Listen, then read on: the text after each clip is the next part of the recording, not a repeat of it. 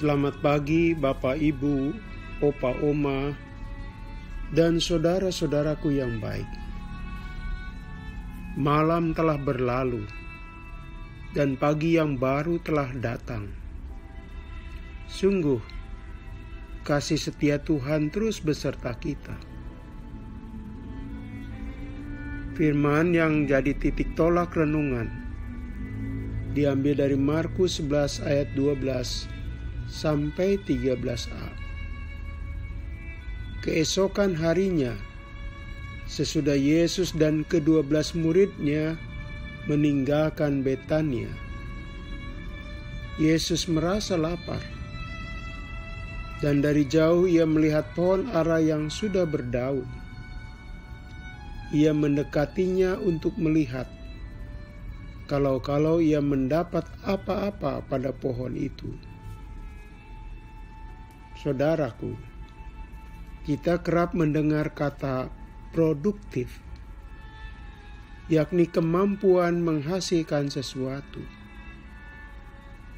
Jika seorang penulis disebut penulis produktif, berarti banyak tulisan yang dihasilkannya. Berkenaan dengan itu, kelihatannya pohon ara yang dijumpai Yesus dan rombongannya adalah pohon yang tidak produktif. Daunnya lebat, namun tidak ditemukan sebutir buah pun. Tetapi memang bukan musim berbuah. Jika memang belum waktunya, jelas saja pohon ara itu tidak akan berbuah. Bagaimanapun, jenis pohon berbuah punya musimnya sendiri untuk berbuah. Lalu, mengapa Tuhan mengambil tindakan sehingga pohon ara itu tidak akan pernah berbuah? Sesungguhnya, Yesus tentu tahu perihal pohon bisa berbuah hanya pada waktunya. Di balik tindakan Yesus, Ia hendak memberi pesan dan pembelajaran. Apakah pesannya? Apa maksudnya? Melalui tindakan terhadap pohon ara, Yesus mau menyatakan tidak ada arti kehidupan seseorang jika tidak berbuah. Hidup bermakna bila ada yang bisa diberikan kepada orang lain. Saudaraku, di negeri Palestina terdapat 2 danau. Satu bernama Danau Tiberias, dan satunya lagi terkenal disebut Laut Mati.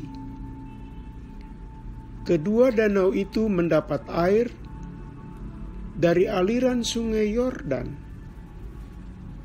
Tapi ada perbedaan kontras, mencolok sekali.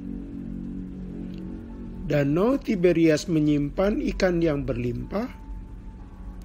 Airnya menjadi sumber air minum memenuhi 70-80% penduduk Israel.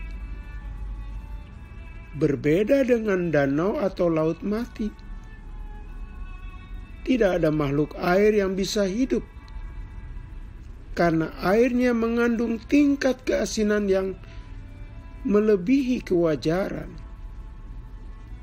Sekaligus, airnya tidak bisa dikonsumsi. Jelas, danau yang satu menghidupkan, danau yang lain malah tidak. Pertanyaannya mengapa? Karena Danau Tiberias, dia menerima air dari sungai Yordan, seiring dengan itu mengalirkan lagi. Sedangkan Laut Mati tidak. Setiap aliran air berhenti di danau atau laut itu. danau itu tidak mampu mengalirkannya, mengingat lokasinya 430,5 meter di bawah permukaan laut. Artinya rendah sekali. Danau ini cuma bisa menampung dan menampung, tidak mengenal mengalirkan lagi. Jadi mirip dengan hidup manusia. Jika manusia itu menerima kebaikan Allah, lalu berbuah buat orang lain, maka hidupnya akan menghidupkan. Jika cuma menerima dan tidak mengenal memberi, hidupnya tidak produktif, miskin makna, saudara-saudara.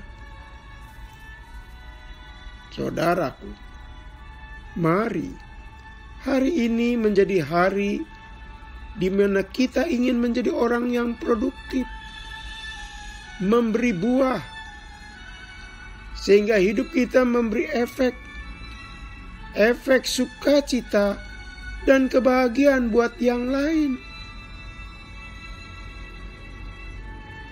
Ada kisah kecil dari negeri Sakura, Jepang. Seorang kakek berusia 80 tahun mendaftar jadi relawan penanggulangan COVID-19. Anak-anaknya keberatan, takut tertular, takut terpapar, karena memang usia itu rawan terpapar. Apa jawab kakek itu kepada anak-anaknya, saudaraku? Lebih baik aku mati sedang melayani, daripada kalian temukan aku mati di kamar panti jompo. Artinya, kakek itu tahu arti hidup yang sesungguhnya. Hidup yang sesungguhnya memberi buah dan produktif. Mari kita berdoa. Tuhan, jadikan kami pribadi yang produktif, mampu menghasilkan buah-buah kebaikan dan kebenaran, sebab Engkau sebagai panutan kami mengajarkannya, dan Engkau sendiri telah melakukannya. Dalam nama Tuhan Yesus kami berdoa. Amin. Selamat pagi saudaraku, selamat memasuki hari baru, masih bersama Pendeta Supriyatno. Tuhan memberkati.